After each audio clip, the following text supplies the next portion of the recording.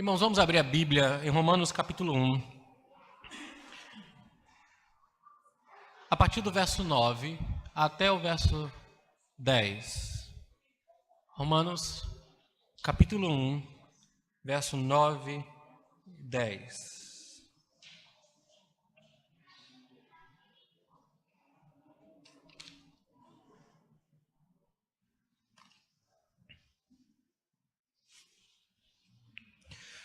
Orando por vocês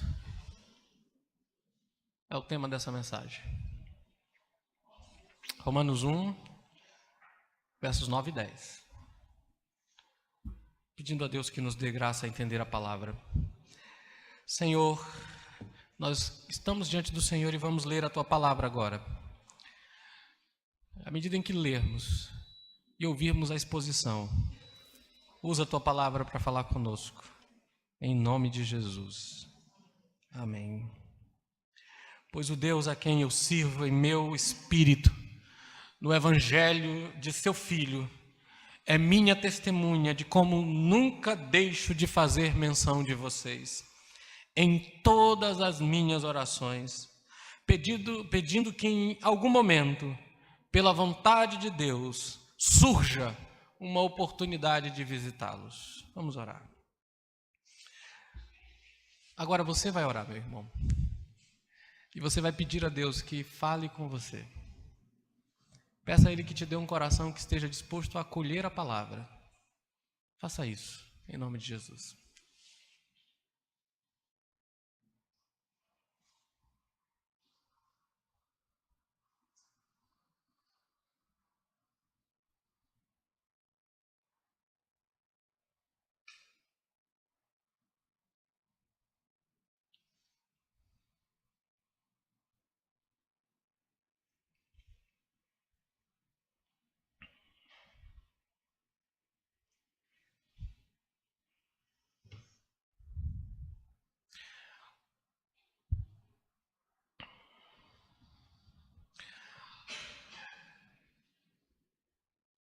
A oração, meus irmãos, é uma das partes mais importantes da vida cristã. Mas normalmente, quando pensamos em oração, ou quando nós oramos, nossas orações são normalmente direcionadas a nós. Oramos por nós, oramos por nossas famílias, oramos por nossas necessidades. Pare para pensar nas últimas orações que você tem feito particular em sua casa. Quantas vezes suas orações, ou quanto de sua oração é direcionado a você? Quanto da sua oração é direcionado para as outras pessoas? Na oração sacerdotal, o Senhor Jesus também ora por si mesmo. É um capítulo extraordinário e grandioso, uma das mais belas, um dos mais belos registros, e na verdade o único registro que nós temos de uma oração completa do nosso Senhor. Em 26 versículos, o Senhor usa 5 para falar a Deus acerca de si mesmo. Todos os outros, os 21, são direcionados para outras pessoas. E mesmo nos 5 versos em que ele ora para si, ele não deixa de mencionar aqueles por quem ele vai orar. Aqueles que o Pai me deu, para que eu dê a vida eterna a eles. Você sabia que você pode servir os seus irmãos e a sua igreja através da oração? Mas por que a oração é tão negligenciada assim? Por que os cultos mais assistidos não são os da oração? Por que quando nós estamos em casa, o tempo que gastamos para orar é muito miúdo, pouco? E por que nós negligenciamos tanto orar e interceder pelas outras pessoas? Paulo está orando aqui. Uma vez que Paulo não esteve em Roma, até esse momento enquanto ele escreve essa carta, e uma vez que muitos dos crentes da igreja não o conheciam pessoalmente, ele agora começa a sua parte final dessa introdução, dizendo a eles e chamando Deus como testemunha de quem ele realmente serve. Aqui nessa parte, nós já vimos no primeiro momento que Paulo agradece a Deus pela fé dos crentes em Roma, uma fé que se tornou conhecida no mundo inteiro. Mas agora ele descreve quais têm sido as orações que ele tem feito em favor dos romanos, para quem ele está escrevendo. E no verso 11 e até o verso 13, ele está dizendo da disposição que ele tem de querer estar com eles. Ele quer servi-los. Mas antes de poder servi-los com seus dons espirituais, o apóstolo quer servi-los através da oração. E você e eu podemos servir uns aos outros orando, levando e bendizendo a Deus. Nós vamos olhar para essa oração e perceber alguns elementos importantes no que Paulo descreve como oração nessa noite, para tentar ver como a palavra nos motiva a uma dedicação maior à oração. Em primeiro lugar, meus irmãos, veja aqui o serviço que se presta a Deus. Verso 9, ele diz assim: pois Deus, a quem sirvo no meu espírito, no evangelho de seu Filho, é minha testemunha. Paulo usa aqui uma palavra muito interessante. A palavra servir significa adoração, ou serviço de adoração a Deus. Traz conotações de adoração e de serviço religioso, sim. E ele usa isso para distinguir o seu ministério do evangelho do tipo de adulação encontrada em muitos líderes de seu dia.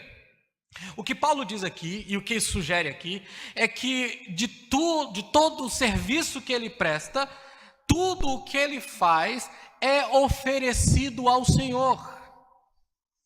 Veja que no verso 5 ele diz que ele é um pregador do evangelho por causa do nome do Senhor. Verso 5, por meio dele viemos receber graça e apostolado por amor do seu nome, para o amor do seu nome, para a glória do seu nome, por causa do seu nome. Paulo diz aqui que ele serve Deus no Espírito. No verso 9 novamente, a quem sirvo no meu Espírito. Isso significa que esse serviço que ele presta vem do coração, vem do homem interior, daquele lugar onde apenas o próprio Deus vê. Ele está falando dos motivos para o seu serviço. São motivos que somente Deus sabe. Ele diz: eu sirvo a Deus e Ele é minha testemunha de que no meu espírito o Senhor sabe a quem eu sirvo. Isso já por si só nos dá uma boa avaliação sobre as intenções do nosso coração. Por que você serve o Senhor? Talvez a melhor pergunta seja: você serve a Deus? O que você faz é uma oferta de adoração a Deus, que é isso o sentido da palavra servir? Tudo o que fazemos aqui na igreja, tudo o que fazemos em nosso lar, em nosso trabalho, pode ser feito como uma oferta ao Senhor, como um culto a Deus. Desde as orações que prestamos, os cultos que fazemos, o serviço para a igreja, as ofertas que apresentamos a Deus, porque Paulo diz em Filipenses, por exemplo, que as ofertas que eles enviaram para Paulo foi recebida por ele e era como um aroma suave nas narinas do nosso Deus. Você serve a Deus, irmão. E quando você faz porque você quer a afirmação das outras pessoas, ou você serve para agradar a Deus que conhece o seu coração? A quem você está buscando agradar com o que você faz? As pessoas ao seu redor ou Deus a quem você serve? Por causa de uma atitude ou de um desejo de agradar as pessoas, nós cometemos muitas falhas. Em Atos, por exemplo, vocês lembram da história de Ananias e Safira? Vocês lembram de Ananias e Safira, né? Antes de descrever o relato de Ananias e Safira, o livro de Atos nos diz que algumas pessoas, motivadas por amor aos irmãos, homens como Barnabé, por exemplo, venderam as suas propriedades e pegaram todo o dinheiro da propriedade e colocaram aos pés dos apóstolos para que os apóstolos pudessem usar aquele recurso para abençoar as pessoas. Vocês lembram dessa história? Só que a narrativa nos conta que Ananias e Safira também venderam uma de suas propriedades, mas decidiram dar apenas parte do dinheiro para o Senhor. Qual foi o problema? Não foi que eles não deram tudo. Não é esse o problema. Pedro vai dizer para eles: o que vocês tinham era de vocês. Se vocês quisessem ficar para vocês, sem problema nenhum, é de vocês. Se quisessem dar tudo ao Senhor, tudo bem. Se quisessem dar parte para o Senhor, tudo bem. Esse não foi o problema. O problema é que eles deram parte, dizendo às pessoas que tinham dado tudo. E ele diz: por que vocês deram ouvidos a Satanás? Por que vocês mentiram a Deus? Por que vocês mentiram ao Espírito Santo? E vocês lembram o que aconteceu? Eles morreram, foram punidos, houve disciplina na igreja naquele primeiro momento. Mas por que eles fizeram isso? Por que mentiram acerca do valor da oferta? Eles mentiram porque queriam agradar as pessoas. Estavam interessados na afirmação que os outros dariam a eles por eles terem feito o que fizeram. Meus irmãos, assim como Paulo, nossa atitude deve ser de tudo o que fazemos é para o culto a Deus, para a adoração a Deus e buscando apenas agradar o Senhor. Isso também nos mostra, meus irmãos, e nos alerta contra os métodos que nós usamos em nosso culto.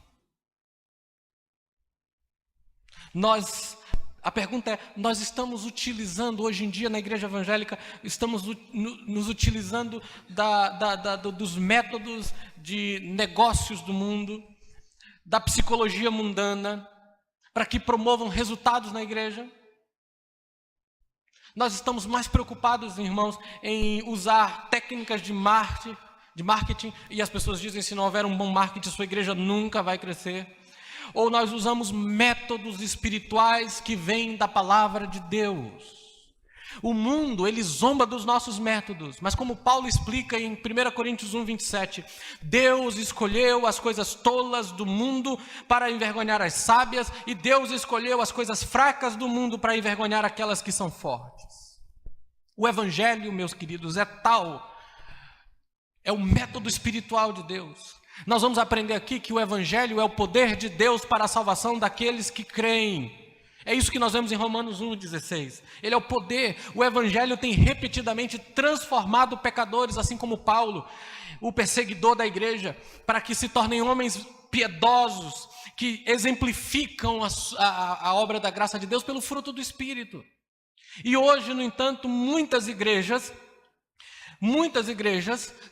têm buscado os experts em crescimento de igreja, para que a sua igreja cresça. E hoje tem uma outra moda, já que não é mais o expert em crescimento de igreja.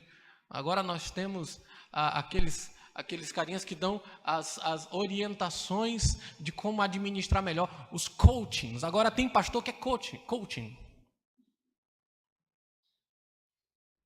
Já viram isso?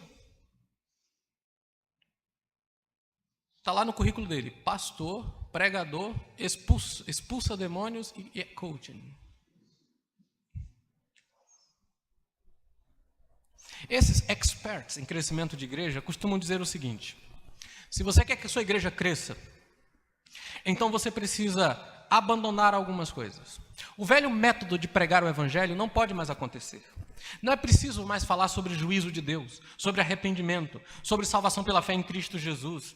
Não, eles dizem, esse tipo de coisa vai afastar as pessoas, elas vão se sentir incomodadas em seus cultos, você está tentando alcançar as pessoas, mas você vai afastar essas pessoas. Então você precisa diminuir o tom, e você precisa falar sobre como Jesus pode edificar a autoestima dessas pessoas, como Jesus pode fazer essas pessoas felizes, a família dele feliz, e ele ter sucesso pessoal. Muitos púlpitos nessa noite estão pregando esse tipo de mensagem. Mas é a simples mensagem do evangelho que Deus usa para salvar pecadores. E aqui Paulo mostra que oração é um método espiritual. Então eu sirvo a Deus de que maneira? Veja o texto. Ele é minha testemunha de que nunca deixo de fazer menção de vós em todas as minhas orações. Aqui está Paulo, desejando encontrar-se com os romanos, ansioso para estar com eles e pregar o evangelho a eles, para que a partir de lá fosse enviado à Espanha. E o que Paulo faz? Ora. Ele ora. Pessoas fracas, assoladas por problemas, que estão acima da sua habilidade para resolver, clamam ao Deus vivo e Ele as responde. Isso é oração. De novo, a igreja moderna está muito mais interessada em técnicas do que em oração. Seminários têm abundado sobre as últimas técnicas de crescimento de igreja. Há um lugar apropriado para usar técnicas sábias para administrar a igreja, não tem problemas com isso. Mas o perigo é que quando nós cantamos louvores às técnicas de como elas operam bem, esquecemos que, no fim das contas, quem dá o crescimento é Deus. O método de Deus é o que diz o Salmo 50, verso 15. Olha lá. Salmo 50,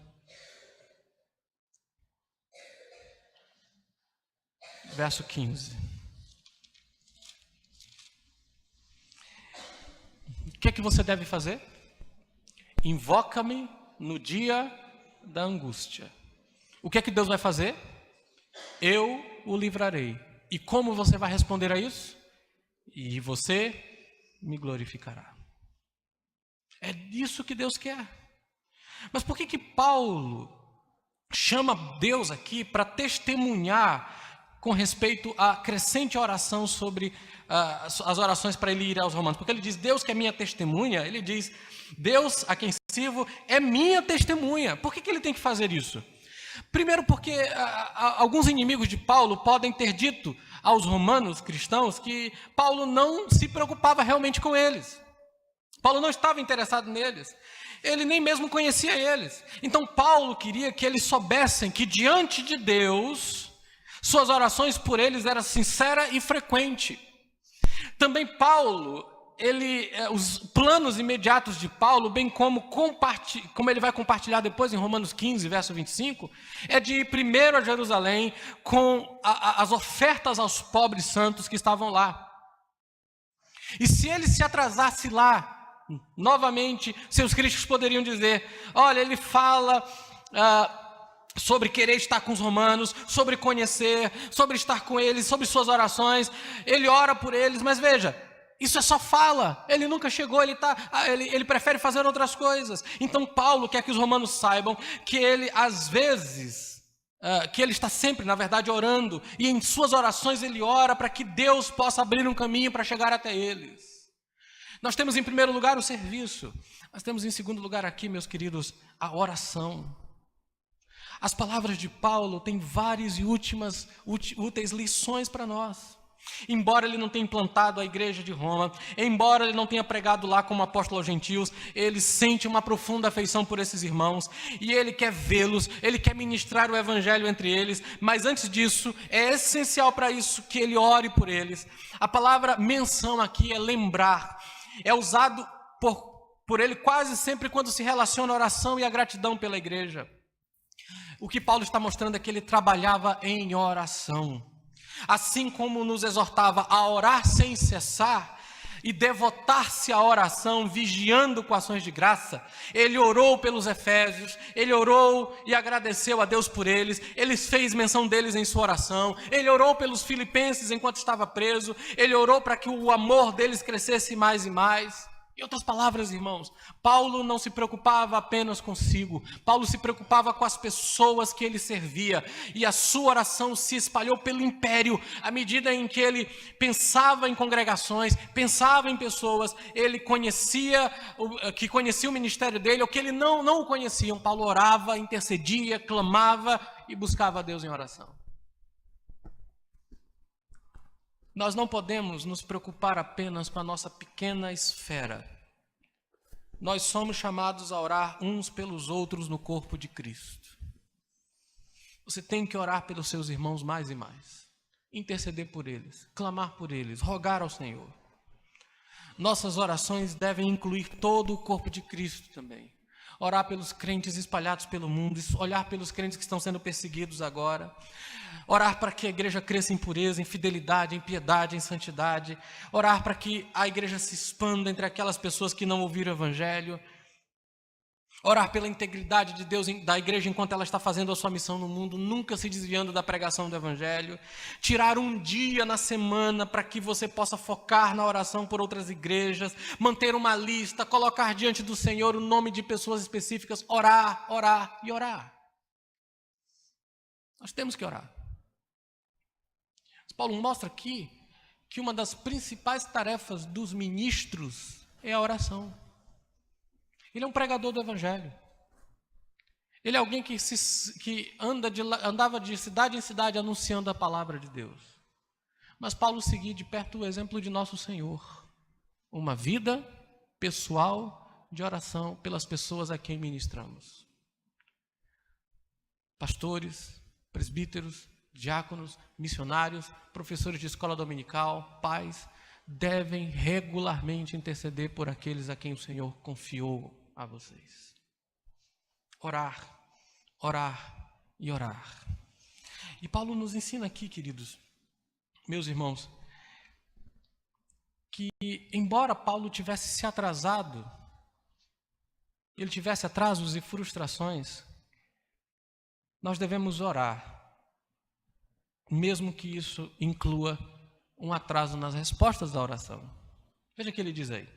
Ele orou para que ele pudesse ser capaz de ir a Roma.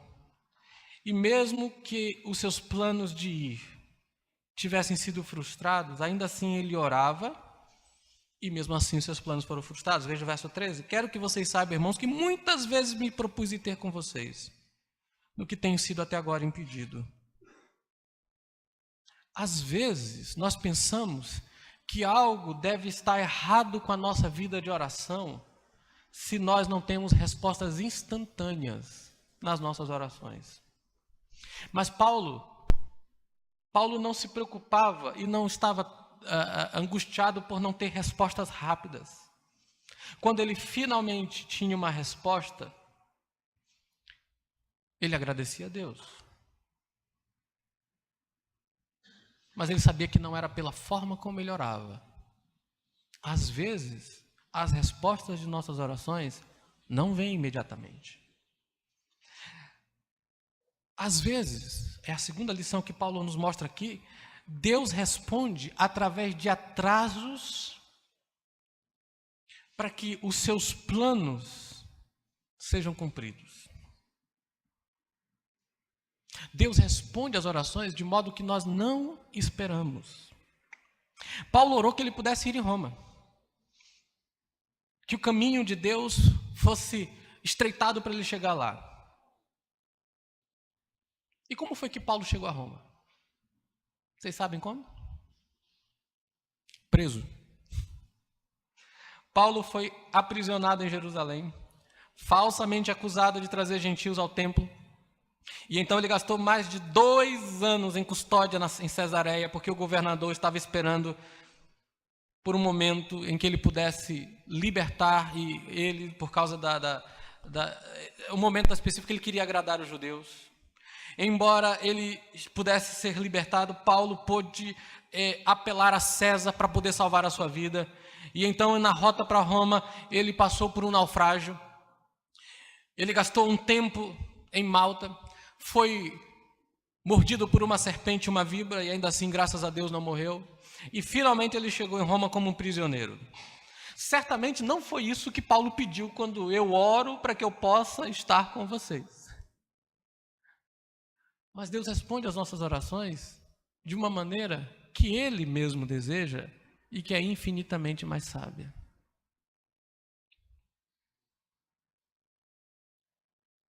Já viu isso?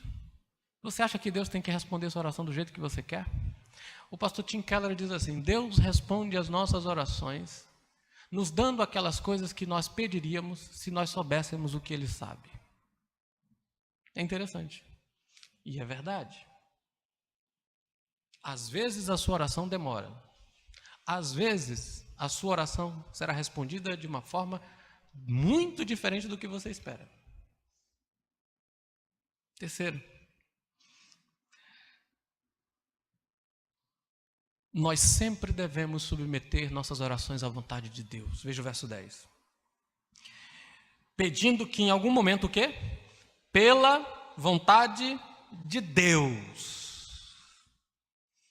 Há um mistério que eu particularmente não consigo entender. A soberana vontade de Deus às vezes inclui coisas más que vão contra a vontade revelada de Deus, embora Deus não seja responsável por isso. Ele usa o mal para cumprir seus grandes propósitos. Nós devemos orar contra o mal e, no entanto, nos submeter à vontade de Deus em coisas que nós não entendemos. Esse é o exemplo aqui. Paulo foi a Jerusalém a despeito do Santo Espírito alertá-lo de que ele seria preso. Ele também foi rejeitado pelos seus amigos que não queriam que ele fosse, ele foi rejeitado pelos seus amigos que não queriam que ele fosse para lá. Quando ele insistiu de que iria, eles disseram: a vontade do Senhor será feita. Embora muitos possam discordar, eu penso que Paulo deveria ter ouvido os alertas de Deus. Mas ele foi para Jerusalém, e lá ele foi preso por causa de falsa acusação, de homens maus. Gastou 2 anos em custódia por causa dos pecados de um governador pagão. Deus operou através de todas as coisas para trazer Paulo a Roma. Assim Deus responde às orações. Deus é absolutamente soberano, aprendemos isso hoje pela manhã, e Deus controla e governa até mesmo as ações pecaminosas e maldosas dos seres humanos e as usa para o bem do povo de Deus. Talvez a sua oração será respondida assim.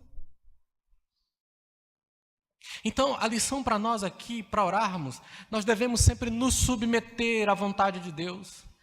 Se Ele não responde exatamente do modo como nós oramos, ou no tempo em que nós esperamos, nós ainda devemos nos submeter à sua vontade, reconhecendo que os seus caminhos não são os nossos caminhos, que sua vontade é sempre melhor e agradável do que a nossa vontade.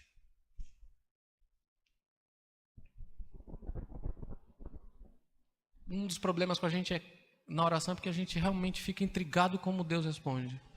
E perguntamos: por que Deus não me respondeu ainda?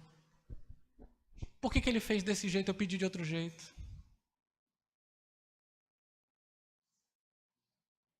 Você sabia que muitos pregadores têm orado para que Deus abra portas para o Evangelho chegar em certos lugares e em certos países?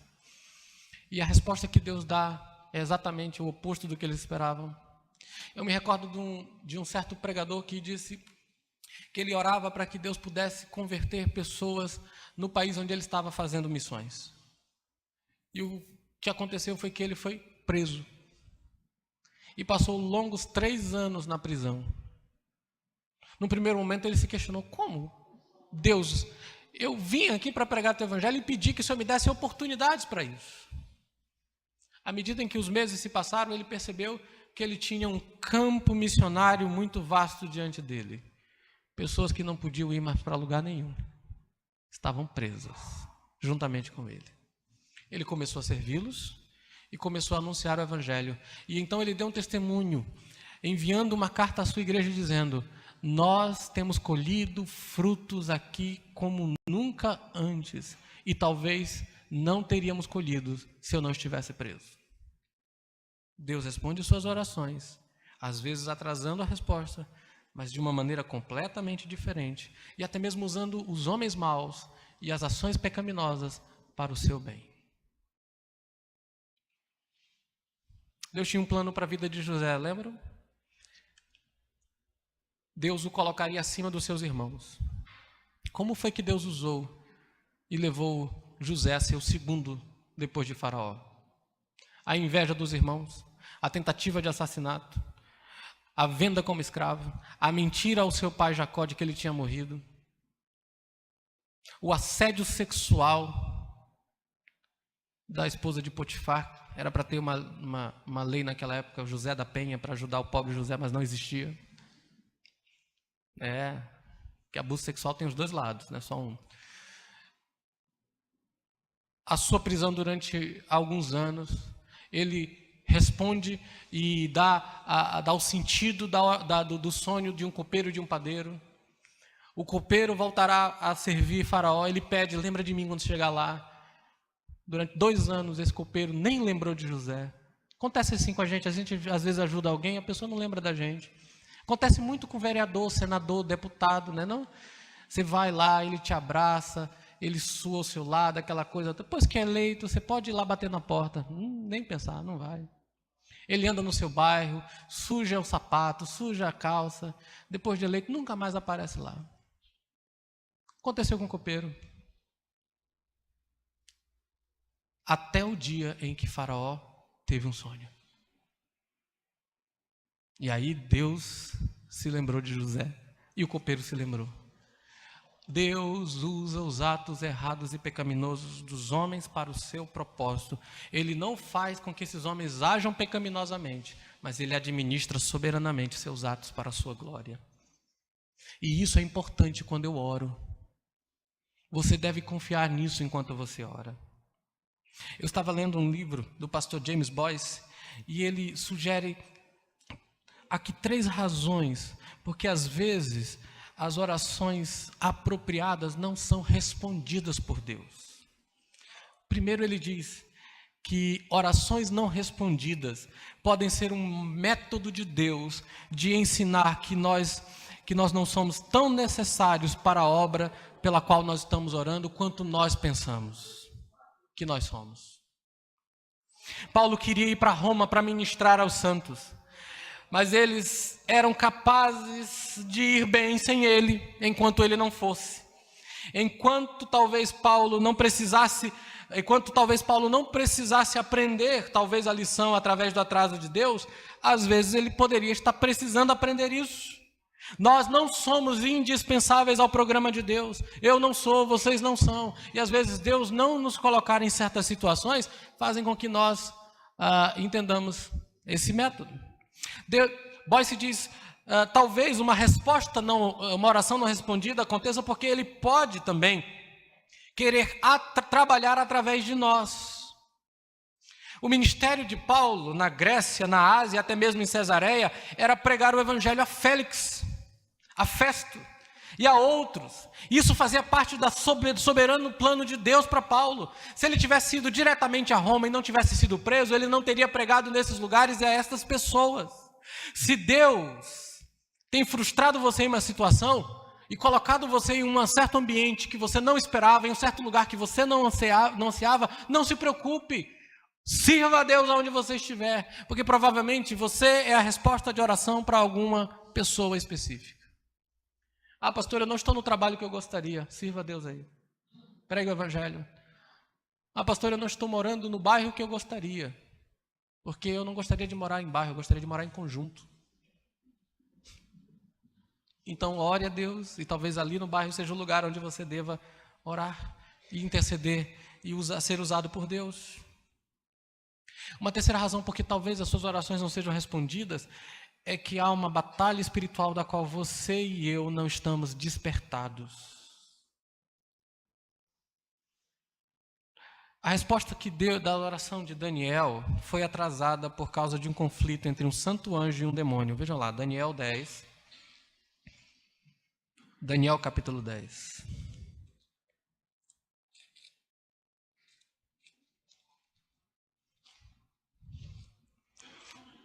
Daniel 10.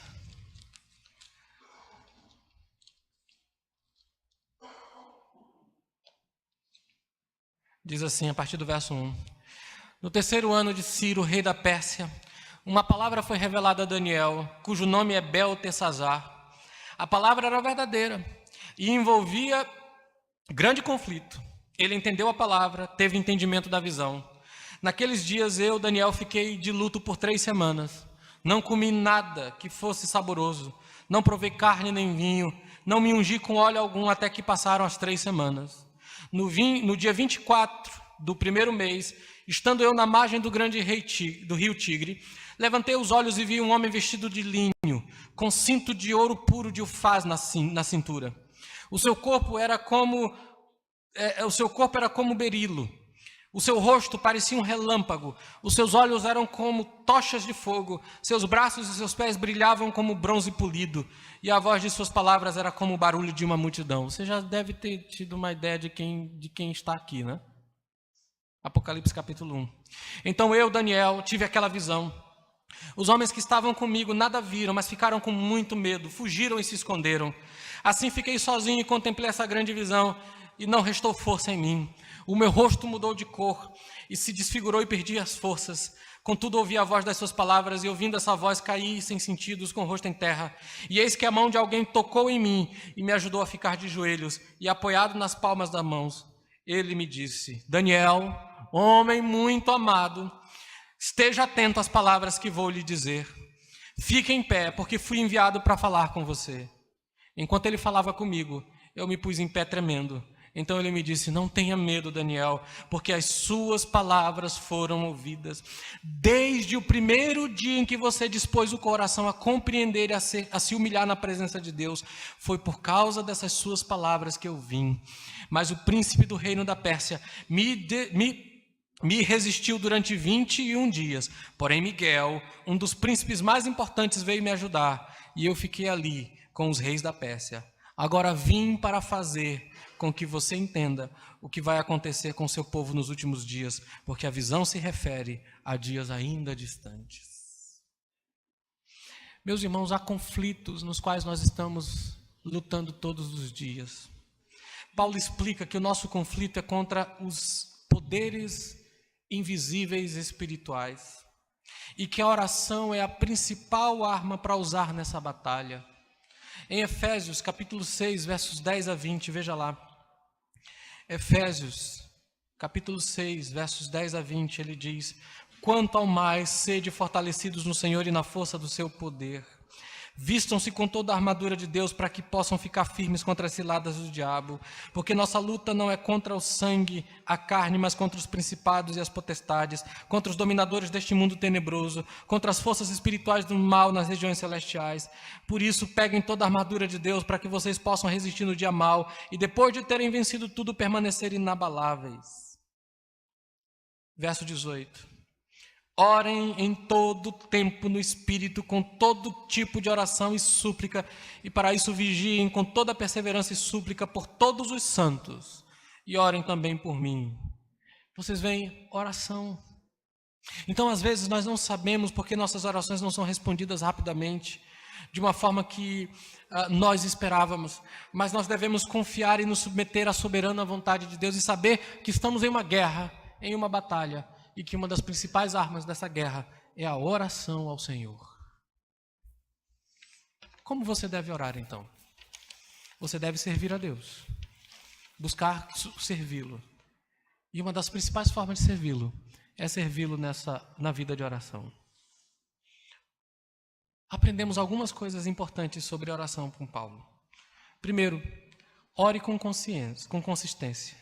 Sempre em minhas orações, suplicando, clamando. Ore o tempo inteiro.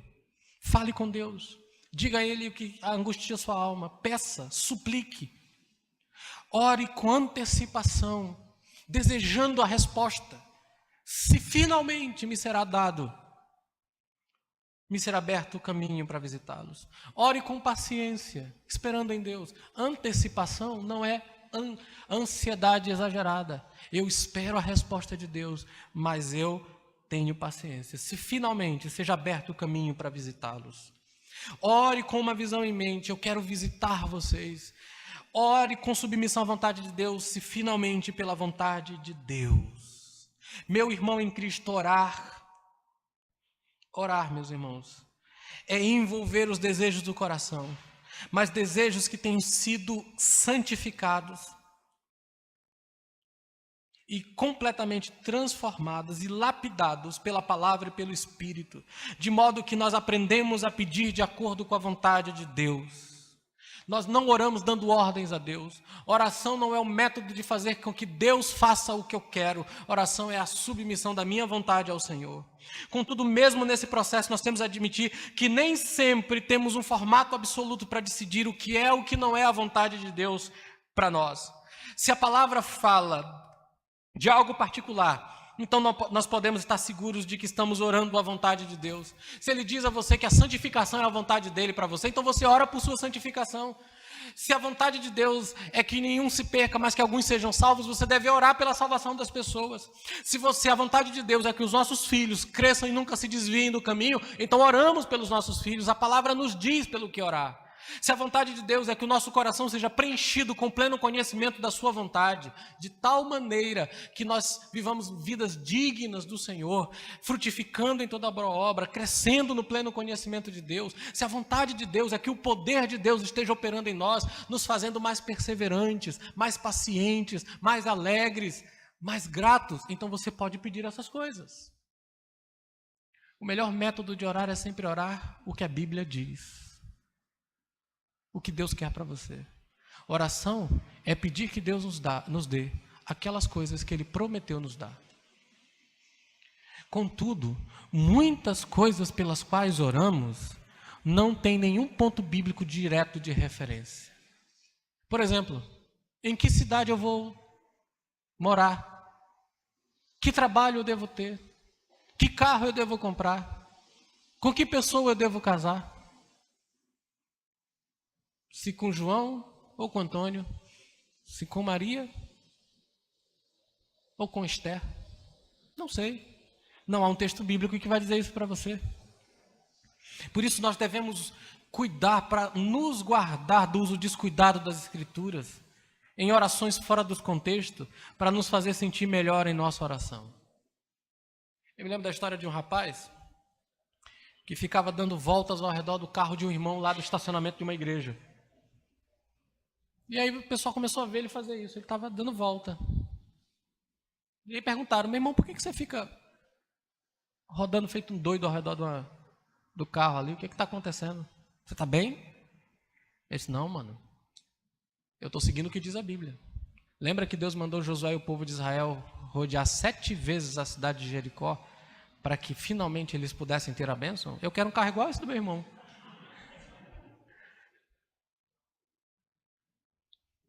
Isso é um uso inadequado das Escrituras. É fazer uso da Bíblia errado. Eu me lembro, viu, Vitor? Me lembro de ter sido convidado por um grupo de irmãs que dançavam e faziam teatro numa certa igreja batista que o Vitor conhece muito bem desde criança. E foi um período em que o pastor da igreja tinha saído e estava o processo de escolha de um pastor. Processo esse que eu concorri também e que eu perdi. Louvado seja Deus. E essas irmãs disseram: pastor, Deus nos deu uma revelação. Você não sabe disso, mas eu vou te contar agora. Deus nos deu uma revelação. A igreja aqui está com muito pecado, com muitos problemas, pastor. E nós precisamos fazer alguma coisa. E nós decidimos que nós, o grupo, nós vamos fazer o seguinte: nós vamos fazer 7 voltas durante 7 semanas ao redor aqui da igreja. E nós vamos pegar uma lata de óleo e ir derramando para ungir a igreja. Vocês vejam a situação. Eu não era o pastor da igreja, então isso me deu muita liberdade para dizer para elas que aquilo não era certo, que não era o modo certo, que aquilo ali foi uma ordem de Deus para o Josué e o seu povo especificamente, e que se elas quisessem de fato que a igreja crescesse em santidade, deveriam orar, interceder e priorizar a pregação da palavra. Não teve a volta, teve? Você não lembra disso não, né? Não teve. Eu acho que não. Mas isso é um modo errado do texto bíblico, queridos. Nunca faça isso. O árbitro final em nossas orações é um coração submisso à vontade de Deus. Não podemos orar senão conforme a vontade de Deus. Nós podemos orar fervorosamente, mas com submissão à vontade de Deus. É Deus quem diz como vai ser. Paulo queria Roma, ele achava que precisava visitá-los, contudo ele não tinha uma promessa clara de que ele tinha que ir para lá. No entanto, ele se lançou em confiança na vontade de Deus. Este é um bom padrão para todos nós em nossa oração. Nós servimos a Deus buscando a glória de Deus, e nós servimos a Deus orando pelos nossos irmãos, intercedendo, buscando a face de Deus e esperando a resposta dele, que às vezes vai atrasar, que às vezes virá de um modo diferente do que nós esperamos, e que nós sempre devemos lembrar: estamos em uma batalha e uma guerra e nunca devemos parar de orar. Que tipo de lição esse texto nos traz para essa noite então? Eu tenho algumas. Primeira delas, ore. Meu irmão, você tem que orar. Oração não é um apêndice na vida cristã.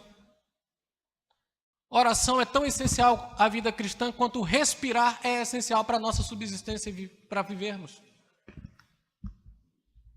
Você não pode orar esporadicamente, você deve orar constantemente.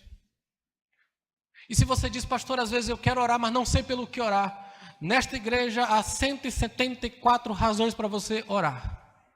Pessoas por quem você deve interceder, homens e mulheres por quem você deveria orar. Faça uma lista de pessoas por quem orar, gaste um tempo na presença de Deus por eles.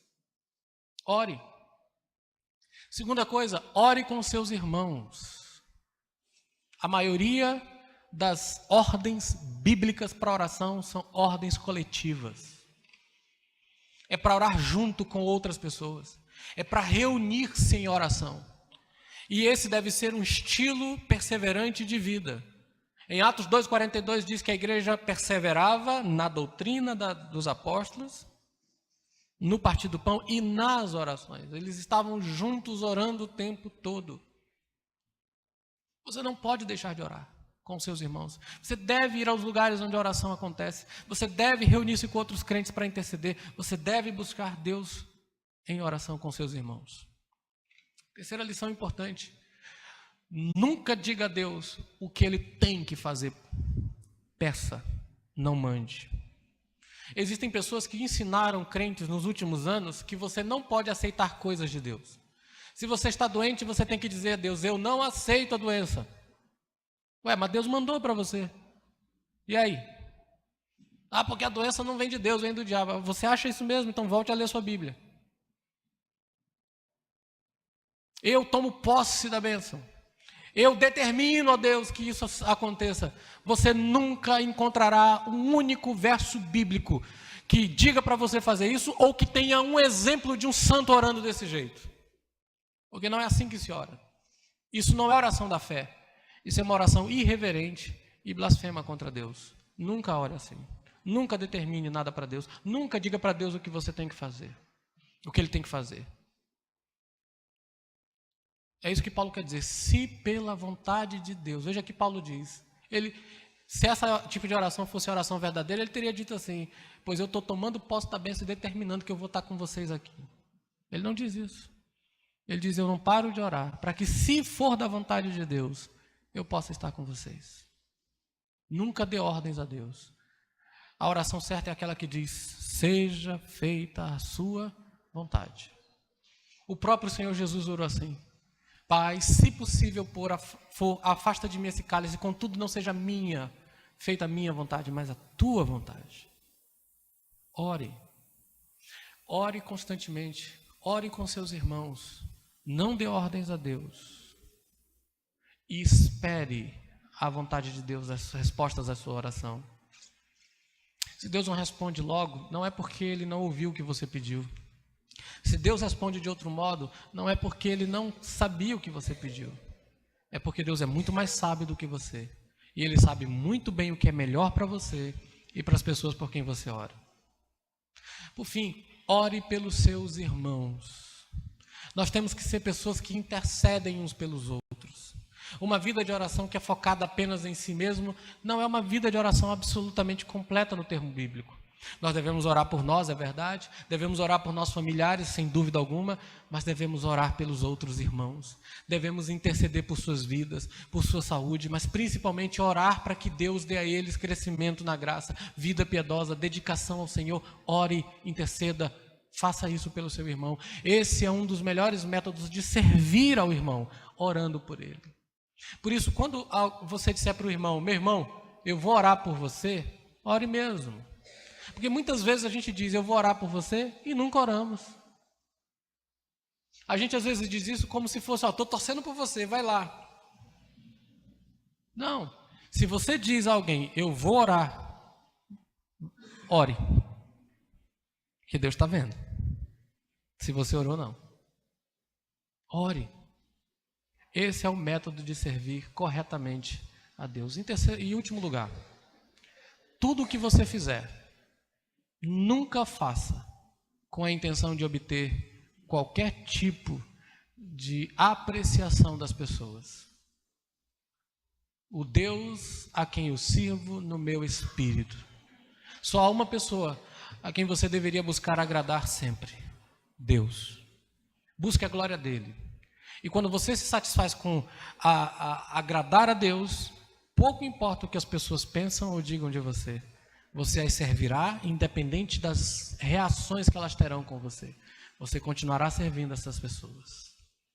Ore. Você vai orar? Vai buscar mais Deus em oração? Vai interceder mais pelos seus irmãos em Cristo? Que Deus nos dê graça. E aprendamos com Paulo a servir os irmãos com uma vida de oração. Vamos orar.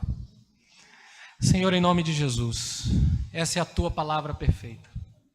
Precisamos do Senhor para aplicá-la às nossas vidas. Por isso pedimos, que pelo Teu Espírito, Senhor, use a Tua palavra nessa noite, para nos fazer homens e mulheres mais dedicados à vida de oração, que realmente intercedam mais intensamente uns pelos outros, que confiem na Tua vontade, que dependam do Teu querer e que busquem a Tua glória acima de tudo.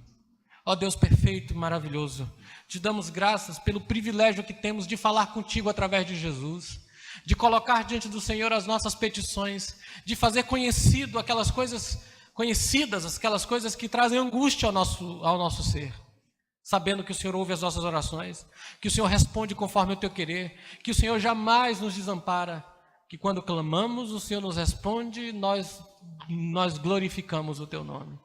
Obrigado por essa noite na Tua presença e pela Tua palavra que nos ensina e nos educa em Cristo Jesus. Amém. Vamos nos colocar em pé, irmãos, e vamos cantar ao Senhor enquanto